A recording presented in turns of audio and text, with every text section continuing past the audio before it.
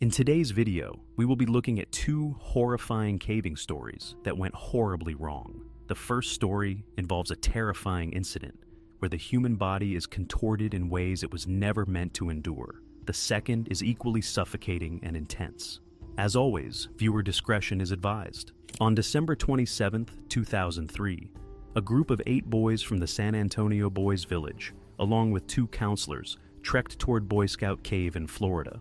Among them were Michael Sharrow, 15, and Javerick Henderson, 16, 2 adventurous teens eager to prove their mettle in the labyrinthine depths of the cave. Their counselors had decided to remain outside, citing their size as a limitation in navigating the tight passages. The cave was notorious for its narrow crawlways and sharp turns, but it was considered safe due to its stable structure and dry conditions. The group with just 9 flashlights began their descent shortly after noon. The temperature dropped to a constant 72 degrees Fahrenheit as they moved further from the entrance. Their counselor, who had stayed behind, had set up a small campfire near the entrance to keep warm. Unbeknownst to him, this decision would add a sinister twist to the unfolding nightmare. Michael and Henderson led the group. The air was still, almost suffocatingly silent, as the boys crawled and twisted through tight passages. Despite the cave's reputation for safety, its claustrophobic confines bred unease. The further they went, the more the oppressive darkness pressed against them. About an hour into their exploration, they reached a particularly challenging section of the cave known as the Hairpin Curve. The group stopped to assess the passage. The counselor's absence was beginning to weigh on the boys, their guidance and physical strength sorely missed in such a precarious situation. Michael, determined to lead, pushed forward into the Hairpin Curve. The Hairpin Curve passage in Boy Scout Cave was a natural bottleneck, a narrow, horizontal slit in the rock with small twists, just wide enough for a single person to crawl through. The passage then curved sharply at an almost 180-degree angle, creating a blind corner that concealed what lay beyond. Rough, damp limestone walls closed in from all sides. The floor was uneven, littered with small rocks and debris, while the ceiling pressed low, forcing anyone attempting to pass to contort their body. The passage was tight, tighter than any they had encountered so far. Michael wriggled his way through, while Henderson followed closely behind. Henderson had to contort his body, twisting and turning to navigate the sharp bend. Suddenly he stopped, unable to move forward or backward. His breathing quickened as the realization dawned on him. He was stuck, completely twisted. Michael, just in front of him, noticed his struggle and moved to help. The rest of the group waited anxiously in the wider section of the passage, their nervous chatter echoing faintly in the narrow confines. Michael crawled back, wedging himself into the cramped space to assist Henderson. The sharp limestone walls pressed against them, scraping their skin as they struggled. The cave's silence was soon replaced by the sound of panic breathing and muffled shouts as Michael tried to free his friend.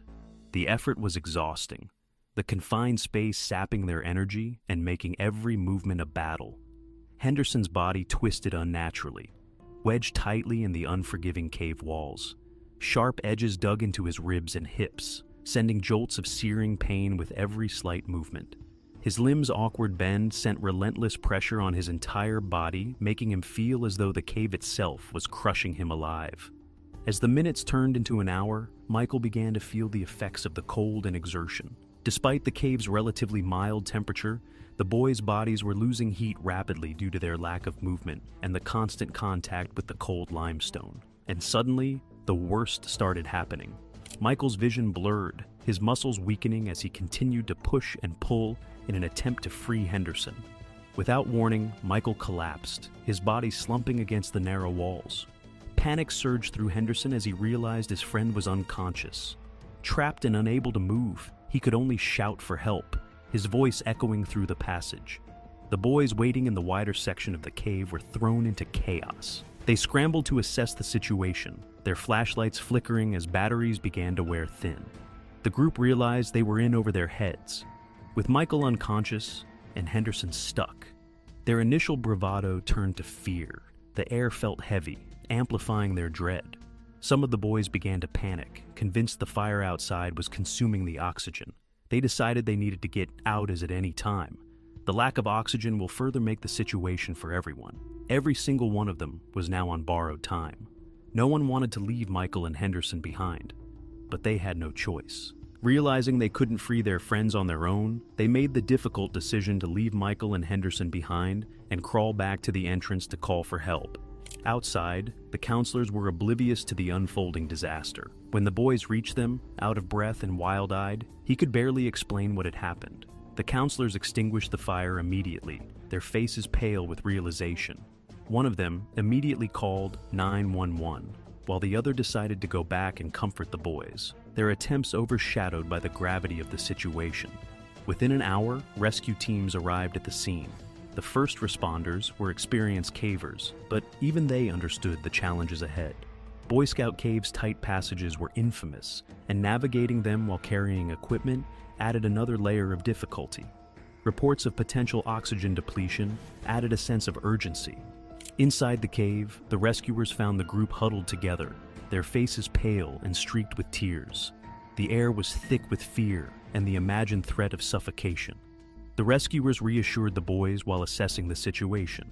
Subsequent expert assessments revealed that oxygen levels in the cave were not compromised. It appeared that the initial panic had triggered a worst-case scenario mindset, leading the boys to mistakenly assume the cave's air was toxic. In reality, the air was safe, and the perceived threat had been largely psychological. Everyone was relieved to find that out. However, Michael and Henderson were still in danger. The rescue operation began swiftly. Teams entered the cave armed with specialized tools, including harnesses and chisels, to free the trapped boys. They followed the route outlined by the remaining group, their progress slow but steady. The narrow passages made carrying large amounts of gear impossible, forcing them to rely on minimal tools and their own strength. When the rescuers reached the hairpin curve, the sight was grim. Henderson was still conscious but visibly shaking, his skin pale and clammy. Michael lay slumped ahead him, unresponsive. The rescuers knew time was running out.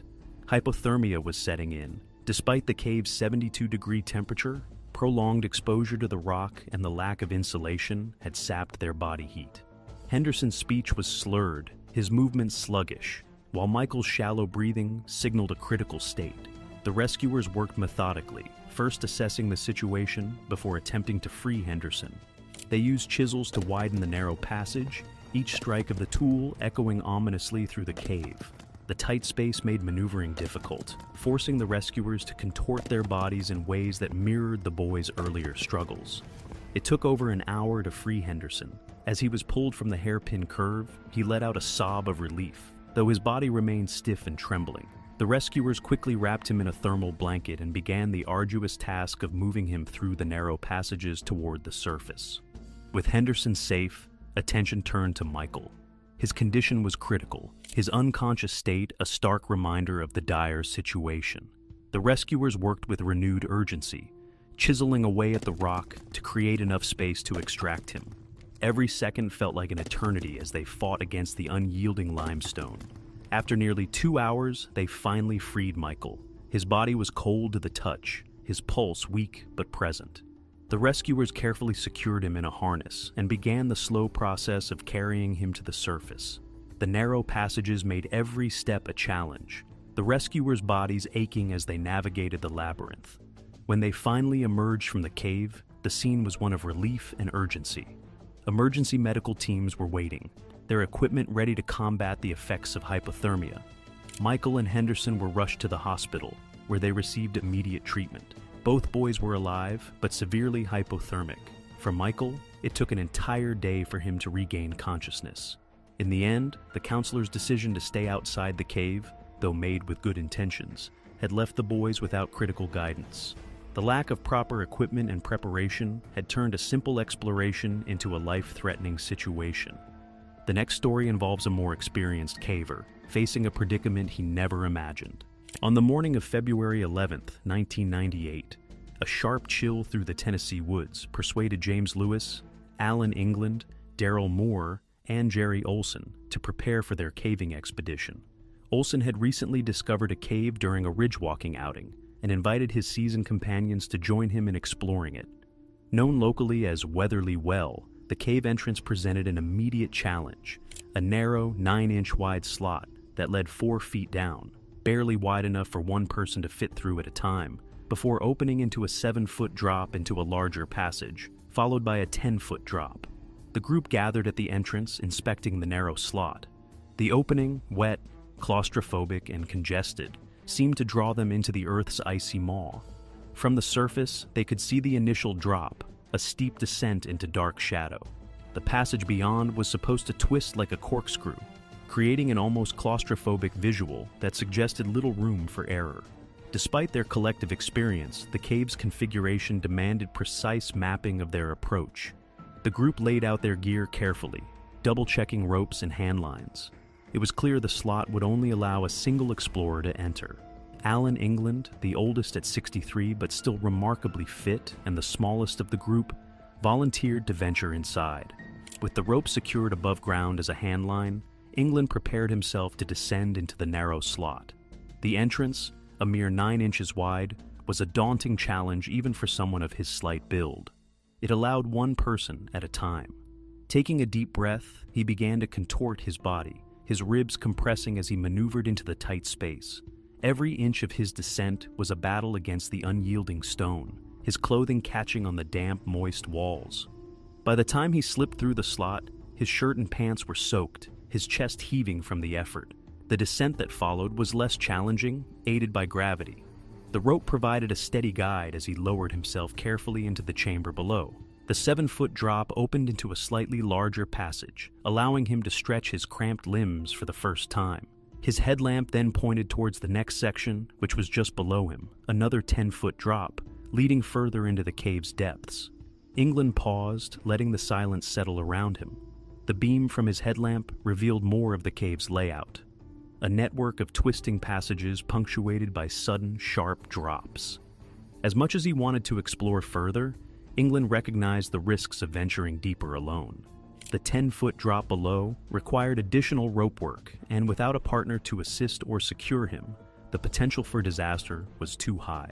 Reluctantly, he decided to turn back. His body was already damp and chilled from the moisture that clung to the cave walls, and he knew better than to push his luck. Ascending the 10-foot drop was straightforward. Years of caving experience guided his movements, his hands finding purchase on the rope, while his feet searched for solid footholds. Each pull brought him closer to the surface. He reached the base of the slot entrance with a sense of cautious relief. It was only then that England realized the full extent of the challenge ahead. What gravity had made simple during his descent was now about to be insurmountable. England gazed upward at the tight slot he had entered through. From below, the narrow gap seemed even more constricting. He positioned himself and began the climb, using the rope for leverage. But as he reached the slot, his progress halted. The narrow confines of the entrance pressed against his body, restricting his movement and leaving little room to maneuver. His muscles, already fatigued from the cold and exertion, struggled. Gravity, which had assisted his descent, now turned against him. He twisted and pulled, trying to force his body back through the narrow opening, but the situation was unforgiving.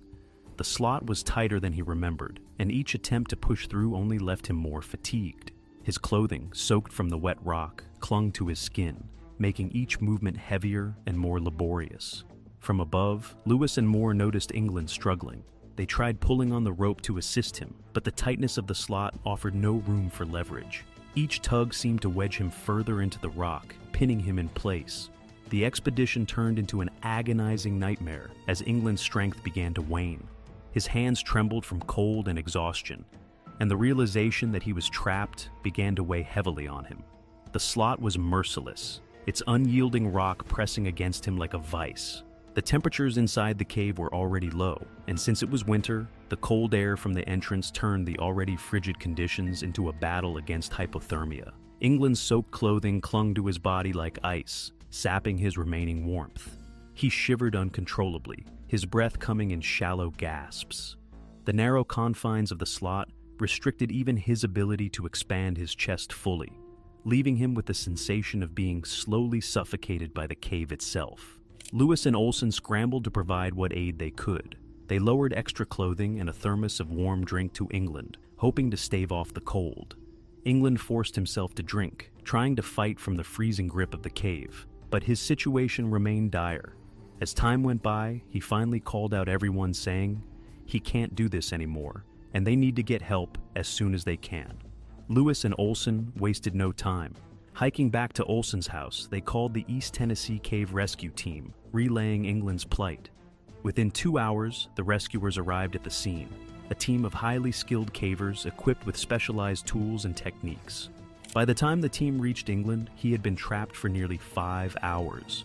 His skin was pale, his body trembling from the cold. The pain was unlike anything he had ever felt before. His mind was racing. He kept replaying the moment he slipped through the slot so easily, gravity aiding him without a second thought. But now, it was his enemy. The rescuers immediately assessed his condition, providing additional layers of clothing and encouraging him to eat and drink to combat hypothermia. The narrow slot posed a significant challenge to the rescuers. England's position, combined with the unforgiving geometry of the entrance, left little room for maneuvering. They rigged a complex system of pulleys and hauling devices, designed to carefully extract him without causing further injury. Each pull was painstakingly slow.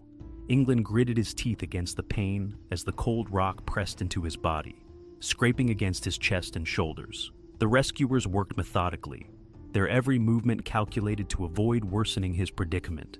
Finally, after an hour of grueling effort, England emerged from the slot, battered but alive. The cold air outside was a relief compared to the suffocating chill of the cave. He was helped to his feet, his body shaking from exhaustion and cold, but his determination to walk back to the car unassisted spoke to his resilience. Reflecting on the experience, England admitted he had underestimated the difficulty of the exit. The cave's tight confines had hampered his ability to use his ascenders effectively, leaving him reliant on outside assistance.